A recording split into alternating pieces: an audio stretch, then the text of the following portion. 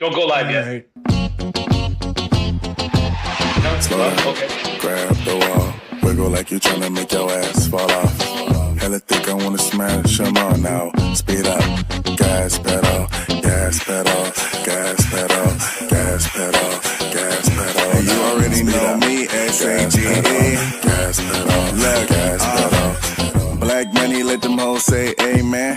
I'm just tryna make it clear, boy, Ray-Bans. I'm a great man, whoa, say friend. There we are, Brian, all in Autumn Wind. How you doing, buddy? I'm great. I love the intro. That had me moving. Oh man, good. I get dancing too, man. Guess what? You're our first guest. You get to pick any of these items behind me. No, I'm kidding. But man, I'm so excited to have our. It's so excited to have our first guest. Like I told you earlier, this is my best friend Greg. We met. 16 years ago, and he said, I like the Seahawks. Do you like the Seahawks? And we've been best friends ever since. It's just craziness. But man, we're so excited to talk to you. And I've been thinking about you a long time, ever since I seen the Good Morning Football interview. And then I was tracking you while you're going around. And man, that's just incredible what you do. So people who are just tuning in, we got Brian here. And he is, what's your Instagram, Brian? All in Autumn Wind. How about YouTube? Same. All social media, it's all in Autumn Wind. That's kind of been my Raider name, much like your Captain Seahawk. Thanks, man. I appreciate it. Have you heard of me before this conversation? I have, and I've seen you. I might have even gotten footage of you from afar, but you're definitely one of the fans that I love to try to interact with on the microphone as I'm out vlogging games. Yeah, that's awesome. I missed you in Seattle. You were at the Rams game, right? I was at a few. Yeah, I was at the NFC Championship game. I was at the divisional against the Niners when you blew them out and had that kickoff on the return on the first play, but I was also at that Thursday night Rams Seahawks that really changed the dynamic of the whole season. Like that's the start of your Super Bowl run, was that Thursday night game. Yeah, that's cool.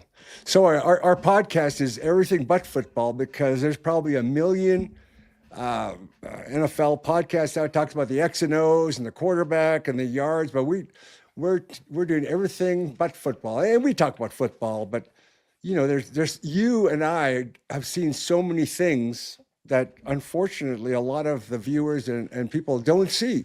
And so I try to bring that out to show people behind the scenes, the players, not their personal lives, but just show interactions I'm blessed to have. And I know you have a lot. So let's get started on your record breaking. You have 2 records. What are the records you have? So one of the records is the fastest time to attend a game at every NFL stadium, and that includes going to LA twice and New York twice, once for each team. The second record is the most games attended in a season, and I went to 56 games last year. So every Thursday, Sunday, Monday for 4 months, I was at a different stadium. Wow. That's crazy. So we're going to try to break that. But which one? Both? Yeah. You're going to read you're going to go for the fastest time. Yeah.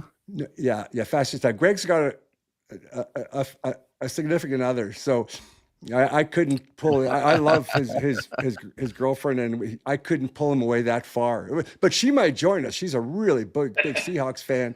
So if we can convince her to join us, maybe we can try the other record. People always say I'm going to do this and do that. I don't know if you know my story, but I was and I mix in some of my personal stories too. Good. So I was when I was 15, I was a Native American on a reservation, and I said one day I want to be a 747 captain, and everybody thought I was nuts. And I became the first Native American hired by an airline, and I became a 747 captain. So when I say stuff, it's the seed is planted. I'm going until every drop of blood is done. So, and like I texted you and I said, I was an airline pilot, and I ran through airports, and flights changed, and Ubers were canceled, and buses were canceled, and all the craziness. Yeah. So you got a good handle of the travel. Yeah. All right, Greg, why don't you go to the first question? I mean, I I didn't. Well, yeah, thanks for putting me on the spot. I don't have anything prepared. I'm just so excited to meet you, Brian. And it's really great that you did this. But what inspired it? What inspired you to start on this? Like, what caused you to want to go to all the stadiums? And then you wanted to go to all the stadiums, right? We call them stadium chasers. I'm actually.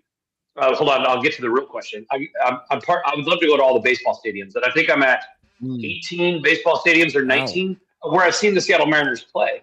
I couldn't imagine doing them all in one season. Like that would be it would be so. What inspired you to do it all in one season?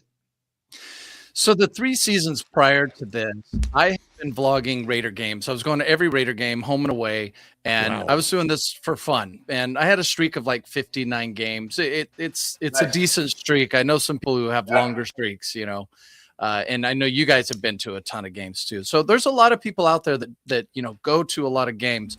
But I think what happened was, as I was going to the away games and meeting some of the other fan bases, and then especially the NFL draft, I went to the last 2 in Detroit and Green Bay. It was the connections across the league that surprised me and fascinated me, and I just thought this season, I think I'll do something different, something a little bigger. The Raiders were terrible last year. And so, I thought this might be a good season to do it. And it was, because they were terrible this year as well. So, all of those things kind of came together, and I really wanted to connect with it. It didn't take me long. Like at the beginning of the journey, I was so focused on the stadiums, the schedule, the travel, but very quickly I just kind of sat back and realized, oh, this is a people journey. This is every time I could make connections or had connections in a city, it was a much better experience every time than if I just showed up cold without knowing anyone, which both happened. But I'm happy to say that most of the time I had some kind of connection in a city, which is great. That's amazing. And I'm doing the same thing. After 12 years, I finally went to an opposing team's whoa, what is that? I went to an opposing team's tailgate parties. Troy from Pittsburgh. Steelers. Yeah. Yeah. Troy. So Mascot Troy. Mascot Troy. He texted me, and he's got a little bit of Washington State background. So he texted me, said, "You want to hang out?" I'm like, "I don't care." And so he said, "I'll pick you up at like 8 o'clock." I'm like, "What?" And his golf cart rolled up and picked me up.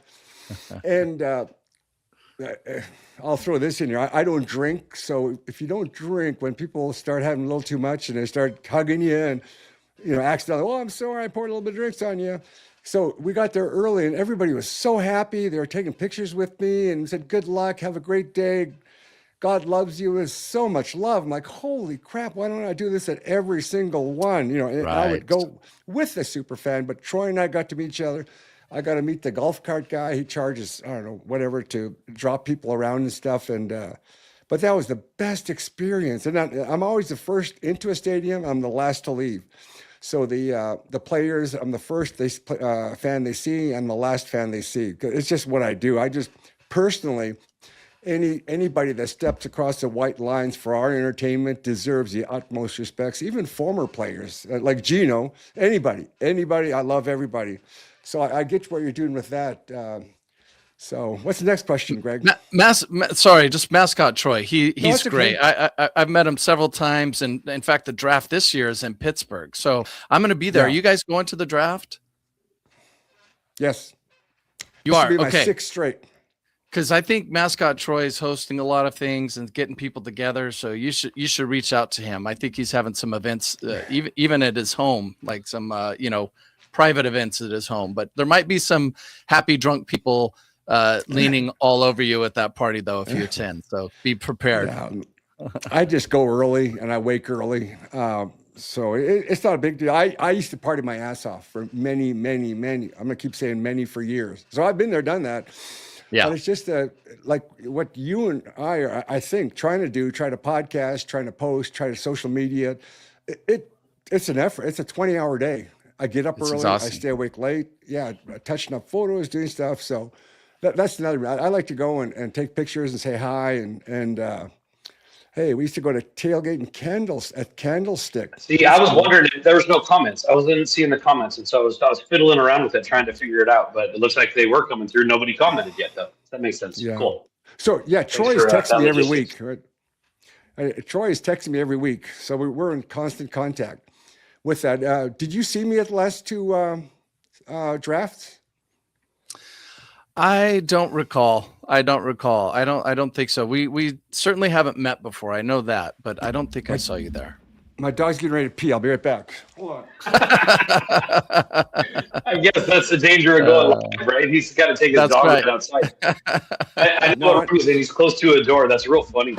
But guys, just for the record, I have to say congratulations to the 12s. You had an epic run, and I just, I'm happy for you. You guys definitely earned it, and no disrespect, but I don't feel like the Patriots really belonged in the Super Bowl, and I think you won the Super Bowl when you beat the Rams in the NFC Championship, but that's my opinion. Man, Brian, we appreciate that. The graciousness from like everybody that said that kind of stuff too. Like even the Patriots fans at the Super Bowl were kind of the same way. Afterwards, they're very gracious. And I don't know if you've met Patriots fans before, but not on the gracious side for the most part. Everybody was real great after the game too. But I really appreciate that. It was a good run. Like we kept getting better. Like, we're a football fan. We kept getting, that's what Super Bowl teams do. You get lucky by not getting hurt. You get lucky in some of the playoff games. A little like luck, right? What is luck, right? It's just preparation meeting the opportunity, right? So you get a little bit lucky, and you get lucky by not getting hurt.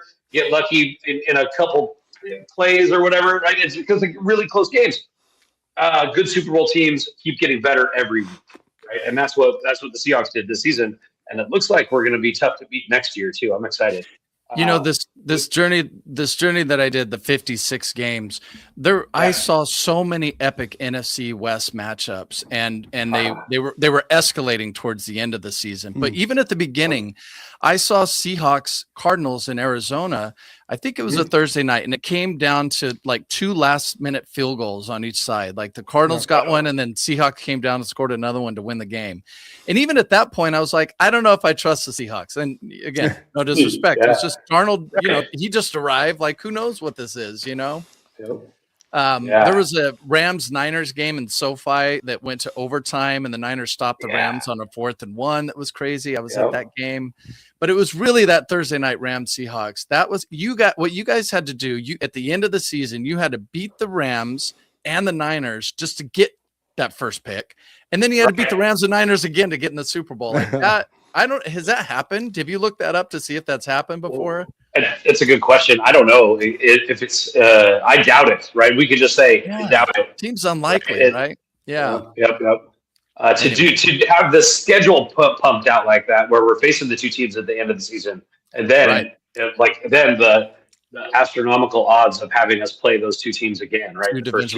And 3 teams with 12 wins. It just says a lot about the division. So poor Cardinals. I feel bad for them. I know. Hey, Greg.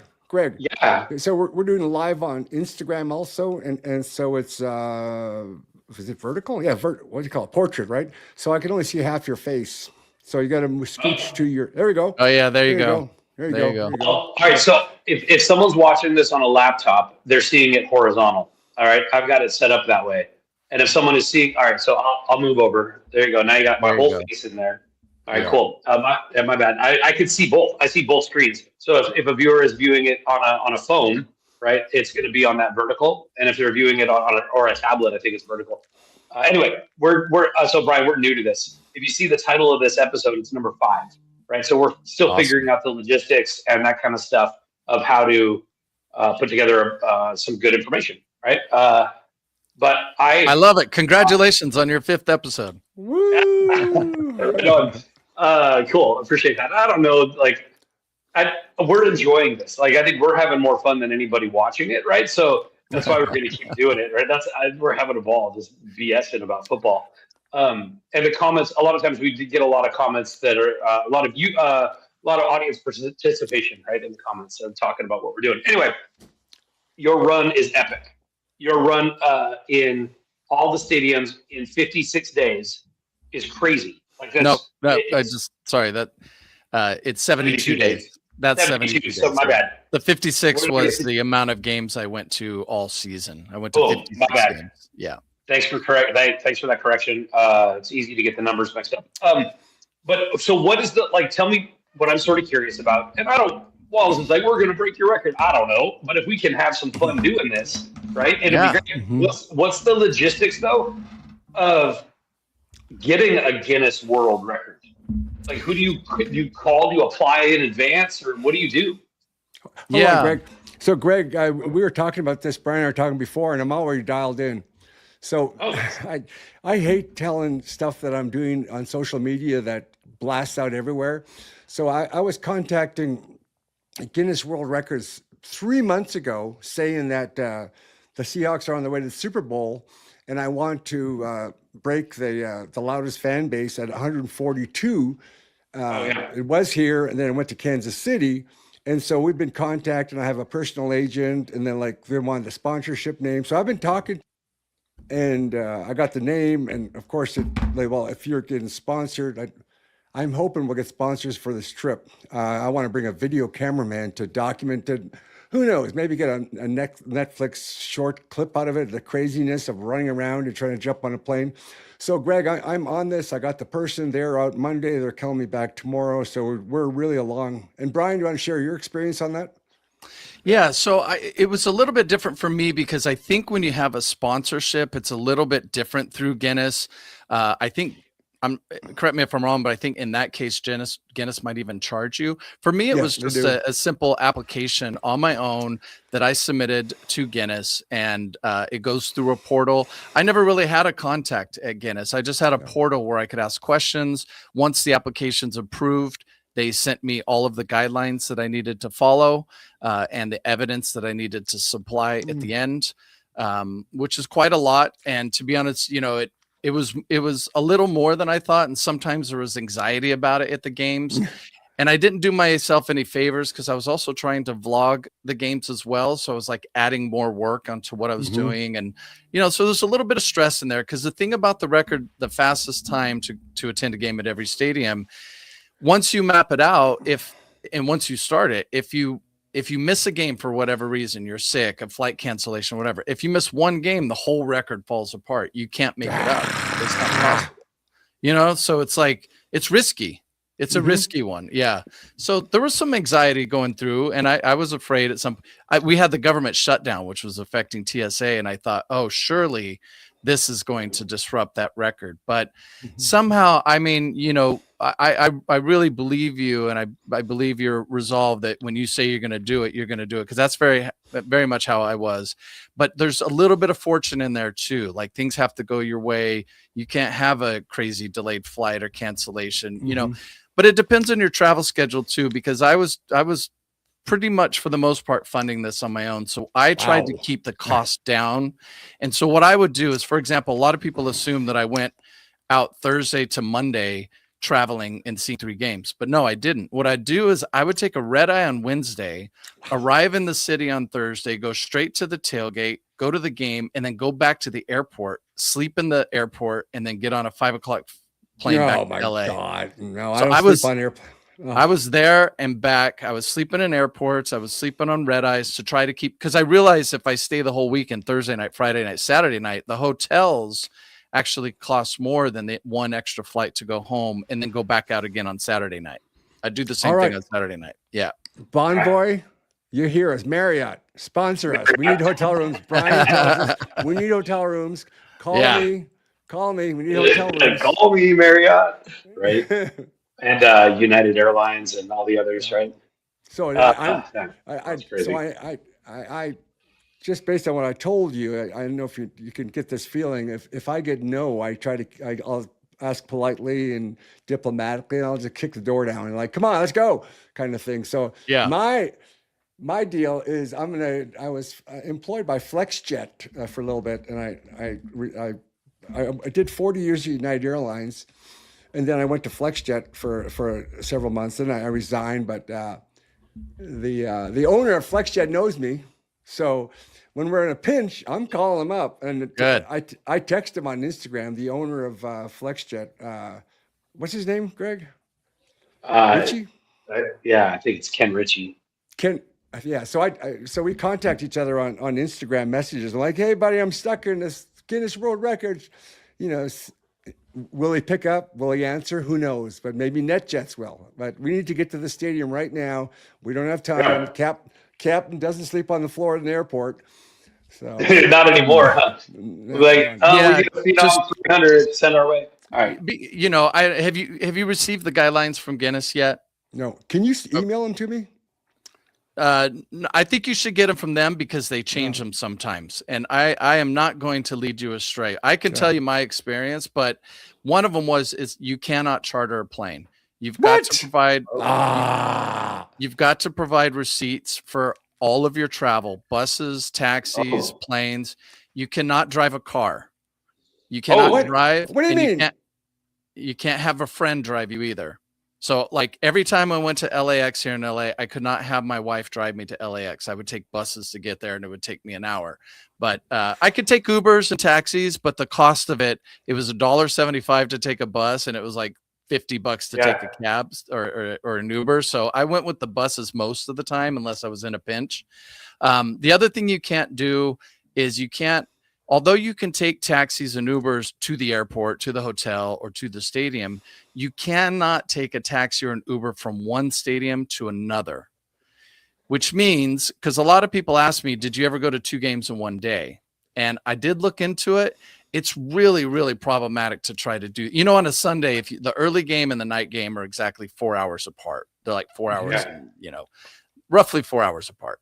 And the closest stadiums are like Philly, New Jersey, or Baltimore, DC, things like that. So you have 4 hours to get out of. And by the way, one of the other rules is, and this is good for you because you already said it, you're the first one in, last one out. You have to be there the whole game. You have to take pictures and videos of the beginning and the end. You can't leave early. So you can't like go in for half of a game and then go to the next stadium. So you got to stay for the whole game, but then you got to get out of a stadium area onto some kind of public transportation to get to the next stadium. And that's where I couldn't find a path to go to 2 games in one day.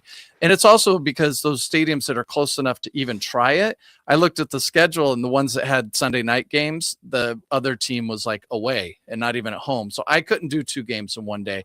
I think a lot of it for you is going to depend on the schedule in May. When the schedule comes out, you're going to learn a lot about what you can do and what you can't do. And but it's an epic journey and it's so much fun. I do want to mention that of the 3 people who did that fastest time before me, I met 2 of them.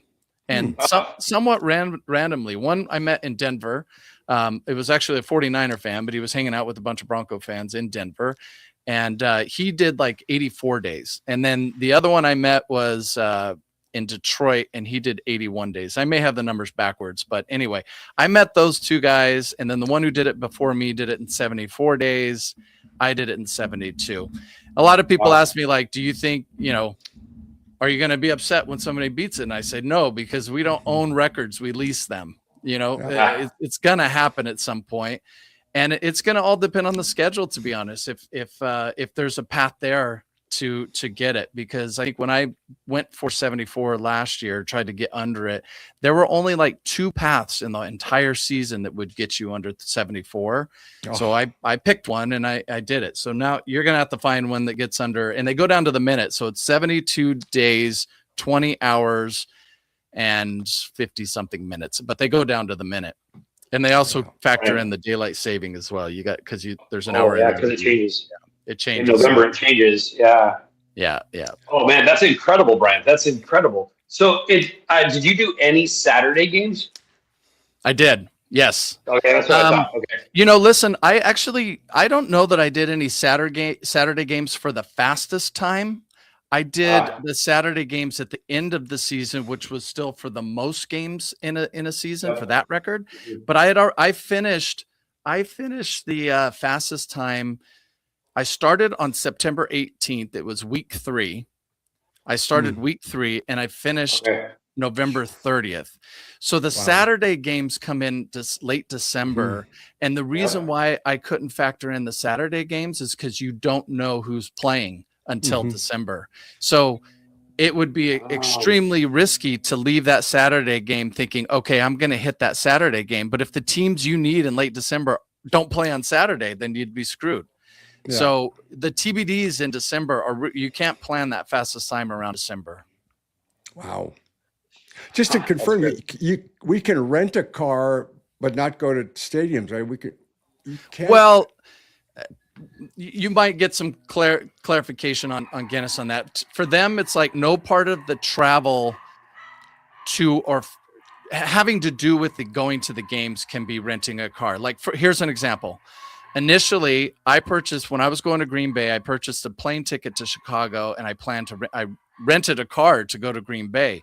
But that was before I got the guidelines. And once I got the guidelines, I realized, I can't drive from Chicago to Green Bay, because it's kind of like if you go to a couple of games and then you have days of rest where you're just doing something else, you're visiting family in a city or something like that, none of that's going to count, but those are marked as days of rest. But as soon as you leave that city and go to the next one, then it counts. So the travel does matter. It does matter. Do you understand that, Greg? Yeah, I didn't know that before. I'm really glad that we're talking to Brian about this. This is great. All of this would have come out when you got the guidelines, and I'm right. It's great. Yeah, I appreciate it. Yeah. What a fun journey for you, though. That's so awesome that you're able to do it. What if we flew into Green Bay? If we fly into Green Bay, can we rent a car to drive to the game? No. That's crazy. Oh my God, that's crazy. And I don't know the reason. I assume it's some kind of liability, or what the words in the guidelines say is something like we want to avoid a race against the clock type situation. And I think they're worried about people driving around, breaking laws, and injuring people in their cars.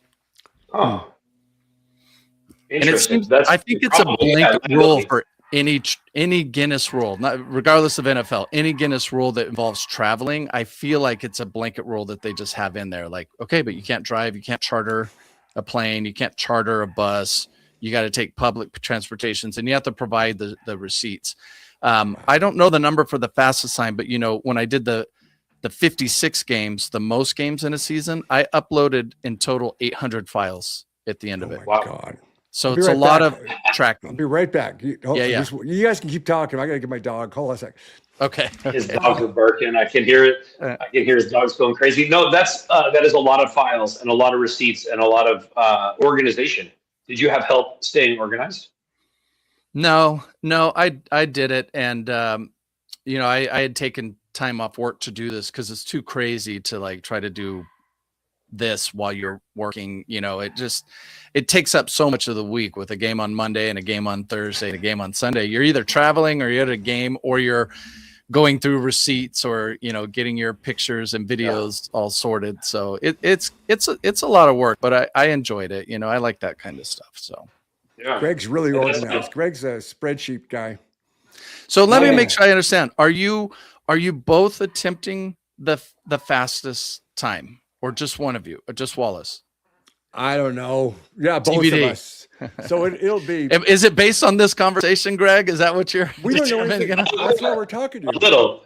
Yeah, I love football, right? And just that's why we all three of us who just love the game of football, and I love traveling. So putting the two together is a lot of fun. One of our good friends, one of Wallace and I's good friends, his name is David Palm. He finished his record at 119 in a row, a home and away of Seahawks games, right? Including all Super Bowls and playoff games and everything, right? It was 119. And he was stopped by COVID, right? And because there was a game, one of the first games during COVID, they allowed 0 fans. It was no fans in the beginning of COVID, right? So that's what stopped his streak, and he didn't try to continue it after that. But that's how we met. We met David Palm is through traveling, right? It's through traveling to all these away games and just being kind, loving, gracious Seahawks fans, right? That's what we do, right? Yeah. And so this is right up my alley. I'm not sure financially if I could swing it, because I don't really sleep on airport floors anymore. And I've done it. But I could, if you bring a backpack, you could bring one of those. You probably brought the sleeping pad, right? You bring an inflatable little sleeping pad, and it's just uncomfortable sleeping under fluorescent lights, though. That's my opinion. Yeah. But no, it's something that I would love to do. It absolutely is, and I'd love to be able to drag Wallace, right? Because we'll have to drag, him, right? Not dragging me. I run faster than you, dude. I just ran for 45 minutes. It's true. Wallace has got so much energy that I would be trying to keep up with him. I was trying to be facetious there about dragging. No dragging along. I would do my best to try to keep up. But it would be a heck of an endeavor. But some of the not the benefits, some of the like accomplishments and awards that you got to light the Al Davis torch. Is that at a game?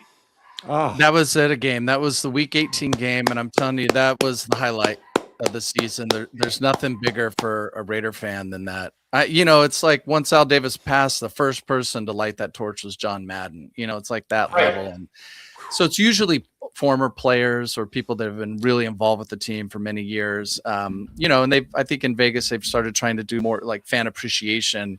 And the Raiders were following the journey throughout the season, and I was in contact with them, but I didn't know until like 4 or 5 days before that I was going to do that. And when they called me, I must admit that I got choked up. I was like tearing up quite a bit. And yeah, it was unreal. In fact, I got really lucky with travel. I didn't have any delays whatsoever until the night before that Week 18 game, and I got really scared because I was at the Seahawks Niners in San Francisco. Well, technically Santa Clara, right? I was at that final game when you guys locked it up, and then I booked 2 flights, one at night from out of San Francisco and one in the morning out of Santa Clara, just in case as a backup.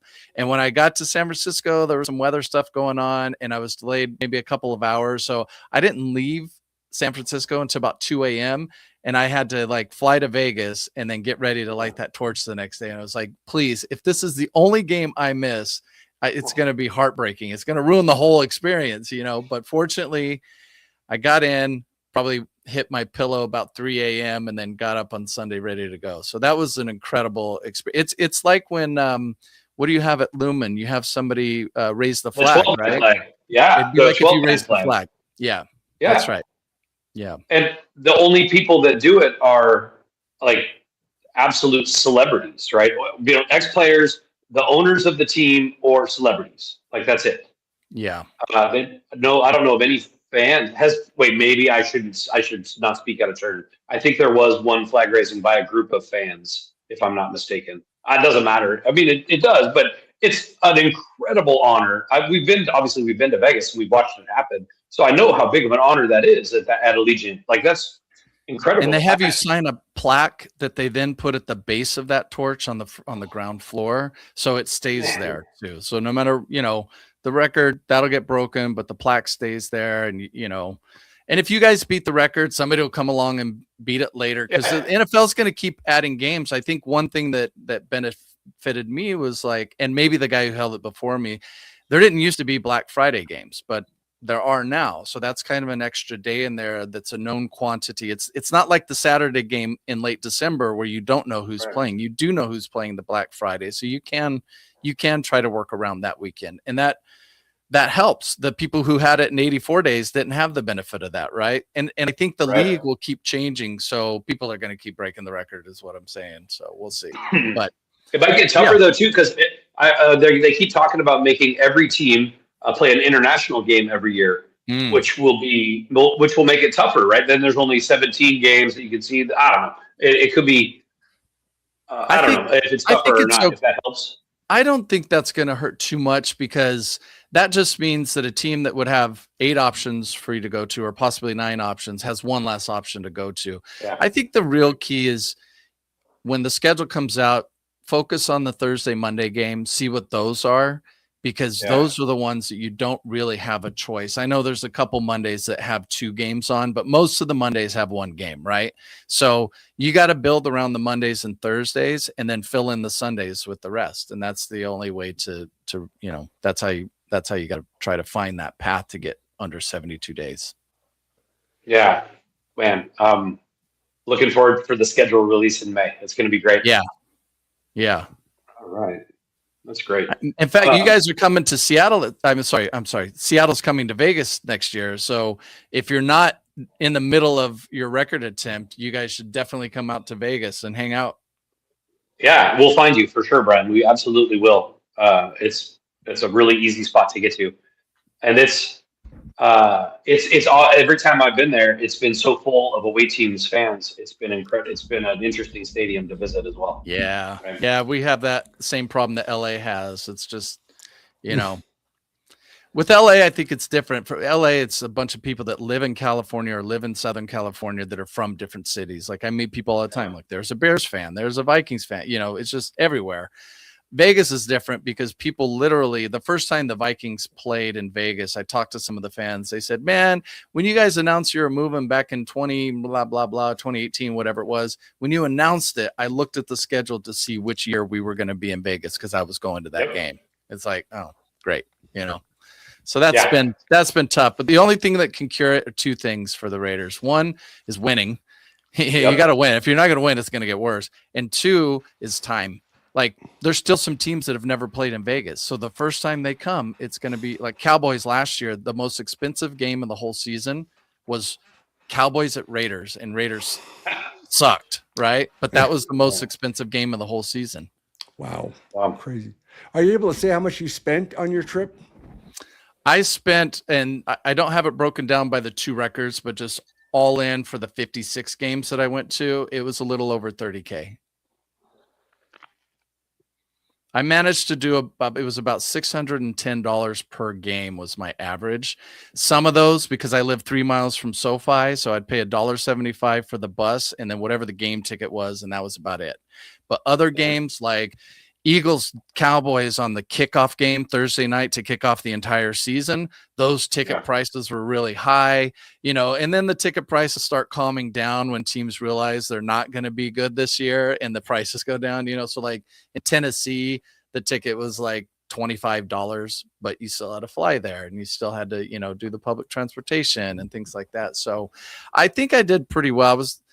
I think silly of me to think, but I was hoping maybe I can do 500 per game, but it ended up being more like 600 per game. But I think that's still pretty good considering that's airfare, that's public transportation and hotels. But I try to stop taking Ubers and taxis as much as possible because that was the first thing I noticed after a few weeks of doing it. I was like, every time I go to an airport, that's an extra 50 to 70 bucks or out of an airport, you know, and you could get on a train in Seattle and take it straight to Lumen. And that's like $3. You can get on a train in Minnesota and go straight to the stadium. There's so many cities, proper cities that have public transportation directly to the downtown or to the you know, it's like Buffalo, Kansas City, the stadiums are so far out of the city. It's harder to get to and you have to take something. Green Bay has a bunch of bus lines on game day going all over the city that are free. That's fantastic. You know, that's great. Yeah. Man. Yeah, find those. Try to keep the costs down. Unless if you've got the sponsorship, you got the funds, and they can put you up in hotels the whole time. Lean into that. But if you're paying, try to lean into public transportation. It's not that hard. Just a little research before you get there. You know, I'm all about public transportation for sure. Good. Well, okay, we're looking for sponsors. So I'm going to be calling you in the next couple of weeks. You heard it right from the horse's mouth here. We're going to need some money to set this record. So I'll be calling sponsors for this for sure. So let's what was your favorite moment of the whole thing? One memory like, oh my God, that was not, you know, so great. It was just a heartwarming, cool thing that of the whole trip. What is your favorite memory? Well, I'll say three things, and one of them obviously is the lighting the torch, and we've talked about that, so I'll set that one aside. Another one was when I went to Tampa to see the Bucs play. I was able to. John Gruden was aware of my journey, and he lives in Tampa. I was able to go to his office and hang out with him for about a half hour in his conference room where he does all of his Barstool stuff and he does unboxing videos. If you've seen those, I got to hang out for like a half hour and then I did like a 5-minute interview with him. So that was, for a Raider fan, especially, that was pretty big, you know, pretty big. But, wow, that's great. You know, getting it more to like the games, I've said it every single time. The best game I saw was Rams Seahawks on that Thursday night. That was insane. Wow. You guys were down 16, came back, scored 2-2-point conversions just to tie it, and then another one to win it. Like, that was unbelievable. Wow. And that 1 2-point conversion, you know, where he just picked it up. We had no idea what was going on in the stands. You guys were there. I wasn't paying attention. Yeah. Like, the teams were lined up. They're ready to kick off. And all of a sudden they're showing this play on the screen. I was like, wait, what are they looking at? You know, it was crazy. I started Madness. cheering because it had to be something good. The way the direct, the ball swap and stuff. I'm like, if they're stopping the play, it's gonna be good for us. And I started Yeah. cheering. I'm like, oh yes, yes. I had no idea what it was, like you. Yeah. That was crazy. Yeah. I seen Gruden I passed by John Gruden at the Super Bowl. He said, "Captain Seahawk." It's crazy. Nice. Like I'm just out on social. What I do is I tag the living something on everybody. So that's why people like, how do I get you off of my feed? Because you're popping up all the time. I'm like, if you like football, I'm on it. That's great. So that love memory of John Gruden. This is the personal memories of going to people. What's really cool is, we might do this. I put out there, hey, I'm retired. I got limit, and I was an airline pilot, so I got a decent retirement. But I'm like, I'm gonna try this. I put it out there. I'm not going to Arizona unless somebody lets me stay on their couch and drives me to the game. And within like 3 seconds, this guy said, "Hey, you stay in my place. I got an Airbnb. It was beautiful Airbnb. And so I'm driving you back and forth. The only thing is you got to meet my friends and take pictures." I'm like, "You're on." So maybe we'll do that. But I got in every city, I got followers that'll come out but you said they can't drive us to the game, right? They can't drive you to the game, but you could stay at their place. That's okay. Yeah, so I'm going to push. You heard that, follow 12 Captain Seahawk followers. We'll be staying in your place, Greg and I. So that's great. Let's see another question. So your favorite moment? I'll drop something really quick to you. I was a Raiders fan from 1980 to 85. Wow, that we were division rivals back then. But I wasn't living in Seattle. I moved to Seattle in 1985, and Got it. And I was following maybe because of the heritage of Tom Flores and Plunkett. They were. I'm Native American. I think they were Mexican American, but they were brown skin. I'm like, I'm gonna follow. And That's then I loved Madden like. Rawr. And so I was a Raiders fan. And then 85 came along and I was a new hire at United Airlines. God, that's so long ago. I was a flight engineer on the DC-10 where I had that big panel of 1 million buttons and I got like the Wizard of Oz, I got to change the temperature, adjust the fuel, all this stuff. Now computers do it all the time. But I was sitting back there and the captain turned around and said, "Hey." I'm like, "Yes, sir." He's like, "Do you want to go to a Seahawk game?" I'm like, "What's a Seahawk?"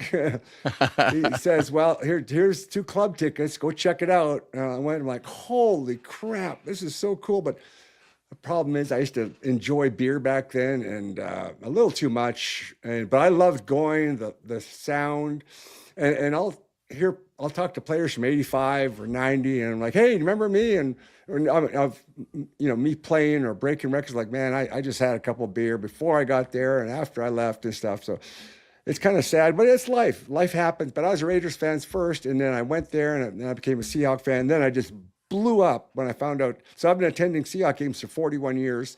And then 12 years ago, we found out the Seahawk logo came from my Native American tribe, and the Seahawks borrowed it. I actually called the general manager, John Thompson. He was living in Las Vegas. I'm like, "Hey, John, I know you don't know me, but I need to confirm before I start blabbing my mouth, where did you get the Seahawk logo?" He says, "This book." I said, "Okay, I'm going to FedEx this book to you. Get your caregiver to sign, this is it, and then your name." So he did that. And I got a picture of the 1975 general manager saying, "This is the thing." It came from, and so it says from my tribe. And after that, that's my main mission in life, to let the whole world know that the Seahawks borrowed, quote unquote, borrowed my logo from a Native American tribe. I've seen it. It was on, and forgive me because I don't remember what they're called, but it's like the totem. It was like on one of those, wasn't it? No, it's a transformation mask headdress, and the transformation, it opens up. So it's closed to be a Thunderbird, and then you open it up and there's a man inside. And I actually did the dance. I transformed myself. And my tribe initiated into the Warrior Society. So I did transform myself. And ever since I did that, it was kind of like being baptized to me, like a Christian. It was a real spiritual experience. So from that day forward, I decided to help as many people as I can. And that's why I do all my charity fundraising. So did you talk to, who's the guy from Green Bay that does the big YouTuber? He's got almost 1 million followers now. The Green Bay Packers fan. I'm not sure who that is. I don't think I spoke with them. No.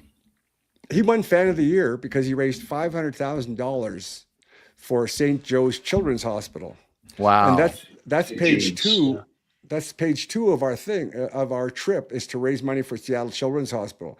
He raised $500,000 probably 3 years ago. So our goal is going to be to raise $1 million for Seattle Children's Hospital. But he just went to every stadium and got them to let him inside, and he showed around the stadium a little bit, went outside, and there was fans out there. Tom Grossi, his name's Tom Grossi. Hey, Tom, if you're watching this, we need to get you on here.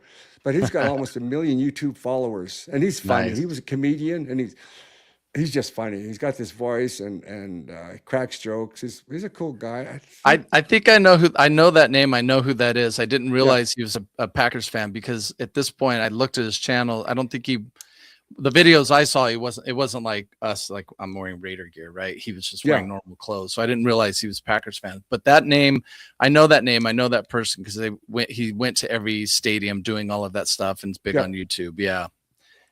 So that'd be great. Yeah. And obviously, it's going to be the whales. Like in Vegas, they call them the whales, the big donors.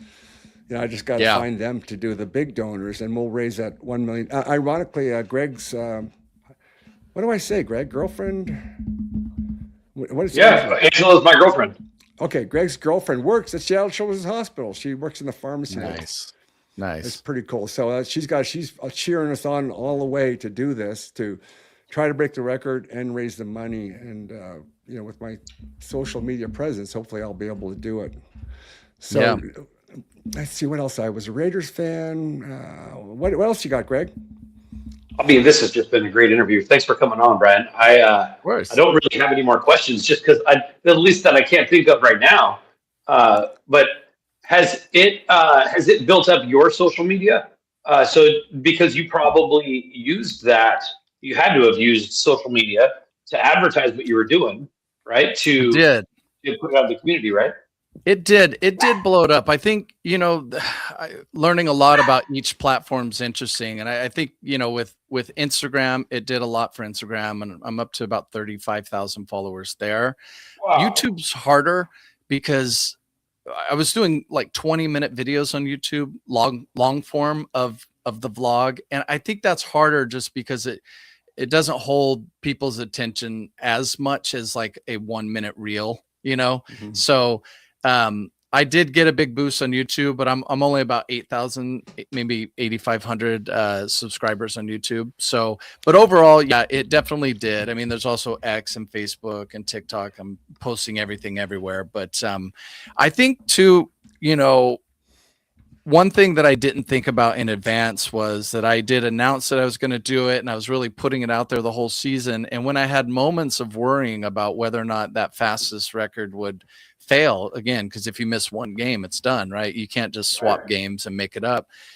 I suddenly was like, oh my gosh, I put this out there, and if it fails, it's going to be like really sad and embarrassing, So it's riskier to do that. But there's of course something could just happen. It could be a delay, a sick, who knows what. But there's still this just feeling of like, because the people in the past just went out and did it. There wasn't as much social media or people, trying to do it in that way. And also, I have to say, because knowing, if you watch that Good Morning Football interview in that, I actually said, if somebody tries to beat it, I'll support it. Like I'll be there. I want to watch it. I want to see it. I want to be a part of it, because, and I mean that, and I didn't know when it would be, but I think I've kind of realized, like, publicizing it the whole time, people like you have seen it and go, ooh, I want to do that. Like what I saw was a tiny little post on Facebook with just a picture 2 years ago. And when I saw it, I thought, ooh, I want to do that. But I've been like really blasting it out there and trying to, let people see the journey. Yeah. And it would make sense. Like, I wouldn't be surprised if there's somebody the year after you that tries to do it. And the year after that, like, it might just be a race of people seeing how fast they can get it until it's finally impossible to beat, Well, the reason why I called you is because you said that in Good Morning America. And I tell people to call me all the time, but I get like 100 text messages a day, and I just can't keep up. I need maybe a social media manager to do it. But that's the reason why I called you for that. But yeah, thanks for the invite, and I'm definitely going to do that. Anything else, Greg? Oh, we're good, man. Really, thank you so much for coming, Brian. Well, I enjoyed you it. so Let's much. stay in touch. Like maybe we can connect at the draft, Yeah. you know, or in Vegas when you're there for that game, or I don't know, maybe your schedule, maybe you won't be at that game. Maybe you'll be somewhere off, you know, breaking Guinness World Record. So we'll see, Right. but let's stay in touch. Let's do it, Oh, man. absolutely. All right. Thank you very much. We'll talk to you later. Congrats again on your Super Bowl. That's two. Thanks, man. Good I job. appreciate it. We appreciate it. Thanks, Brian.